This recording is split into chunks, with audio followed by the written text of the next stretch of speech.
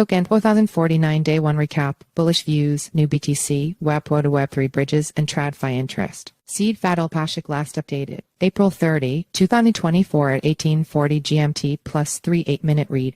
The TOKEN2049 conference, held in Dubai this month, was a massive event. It hosted industry leaders and featured meetups, workshops, networking events, hackathons, and much more. Cryptonews was there, diving into the key insights and highlights through interviews with many of the veteran and rising industry figures alike. The venue was stunning, and the atmosphere was electric. There was a certain buzz in the air that wasn't felt at crypto conferences since late 2021/early 2022, Cryptonews Podcast host Matt Zahab said. Collocutors talked about interesting ways of getting to an event, unexpectedly stimulating the local economy, about the crypto market, bullish outlooks, the rising impact of Ordinals and Runes, and the new type of wrap BTC. They went on to discuss the TradFi and crypto relationship, many innovative solutions for bringing more people into Web3, and much more. Cryptonews Matt Zahab talked to Emmanuel Quezada, CEO, Utopia Luke Dorney, General Manager for US and Europe, Block Demon Fadilpašić, company/founder, Near John Glover, CIO, Len Stefan Kimmel, CEO, M2O Ansem, Trader Oleg Fomenko, CEO, Sweat Economy Akibalog, founder, DLC BTC Gerald, Haydenreich, founder and president, Ethermail, Karim Ozgen, company founder, Sorchain Siddharth Lawani, company founder and CEO, Skate Willem Billy Campana, developer relations, APA3. You can find each interview on the links above to watch, and you can read what these industry insiders exclusively told Matt below. Biggest impact on crypto market at TOKEN2049. Stefan Kimmel, CEO of crypto exchange and investment platform M2O, remarked that the recent Bitcoin halving is unlikely to have as much impact on the crypto market as it previously did.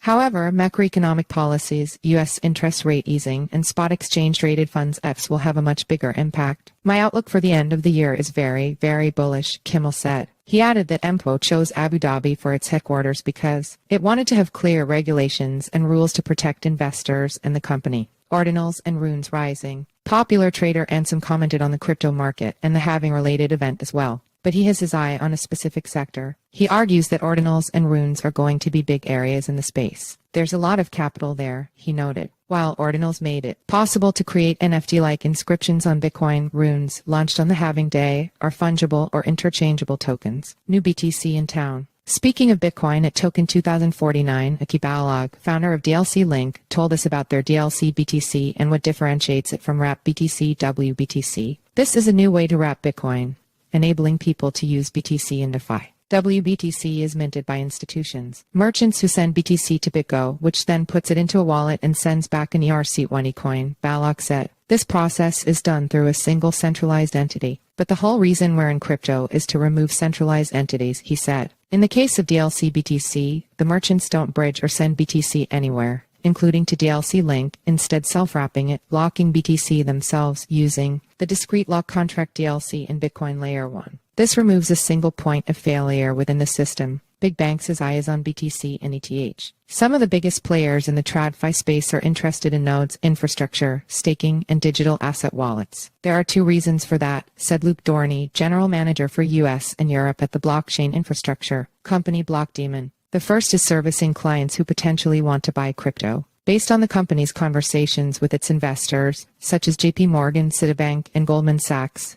most banks want to enable their clients to hold and trade BTC and ETH. Probably not much further than that at the moment, as regulations make it quite hard. The second reason is the tokenization of real-world assets RAWs, such as bonds and equities. Lessons from TradFi. How not to sink. While crypto is bringing novelty to TradFi, the old system has something to teach it as well. According to John Glover, CIO at retail lender Ledin, risk management saved this company from going under following the FTX disaster. This is what Glover learned from his over 2 decades of experience in stringent risk management. Ledin didn't take risks, did proper credit underwriting, and knew whom they were lending and how much money was saved to lend them. Additionally, we've been the beneficiary of all those people going under, Glover said. The company saw borrowers wanting to take advantage of the recent rally to borrow dollars to buy more BTC. However, given the disgraceful fall of so many lenders in such a short time, retail borrowers don't have as many options now and are very careful about whom they are borrowing from. And blockchain, perfect mix. Fadilpašić, company founder of the popular Near blockchain, noted that Near began as an AI company. It added blockchain into the mix as it needed ownership, identity, payments, and other elements of a collaborative effort. There are now various projects building on Near with a number of use cases, but the team is also building internal projects to add more capability, with more info coming in a few weeks. For the company founder, we're going to be talking more about the broader vision of this operating system and user-owned AI, which continue building on the infrastructure that's needed to achieve this global vision. Notably, there are now also projects combining AI to access Web3, DeFi, and chain abstraction.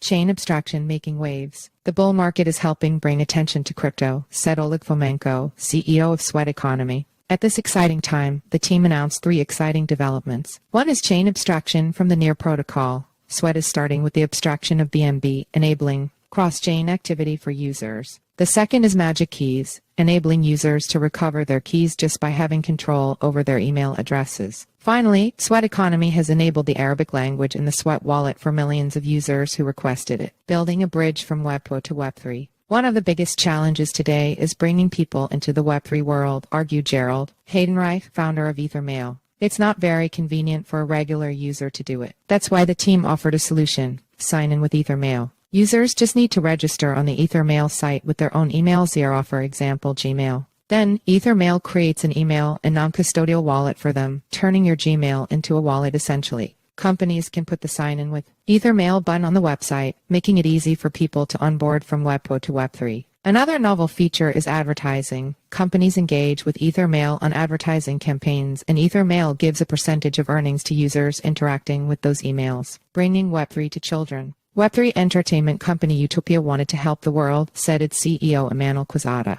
It started as a project to help children get into Web3, and it has grown super big in the last 3 years. The company is working with governments globally to regulate crypto, currently specifically focusing on work with children. Additionally, the CEO and his family are moving into the political sphere in Mexico. Quezada's brother, Daniel Quezada, is running for mayor of Mexico's largest state, Chihuahua, with his party, Partido Pueblo. He will run for president in 2030. Smartphone on wheels. Furthering the Web3 onboarding narrative, we enter the physical infrastructure networks DePIN sphere. Karim Ozgen, company founder of a Layer 1 DePIN sortchain, told us that this platform is designed for mobility because cars today are turning into smartphones on wheels. But what we don't have today is an infrastructure to serve those cars and improve mobility experiences. Additionally, the car industry is fragmented. There isn't a decentralized ecosystem to serve the new and growing industry of enhanced cars. This is what sortchain is here to do, Ozgen said. One infra for all. The infrastructure must progress on all fronts. Siddharth Lawani, company founder and CEO of Skate, said that this team is creating infrastructure that can be deployed once and run the same state on all chains. They are working to solve not just the issue of the fragmentation on the liquidity level, but the one on the application level, where you need to have a generalized infra, Lawani said. Therefore, Skate is working on building a universal application layer that would enable apps to run on thousands of chains with one global state. It's like an application oracle, he said.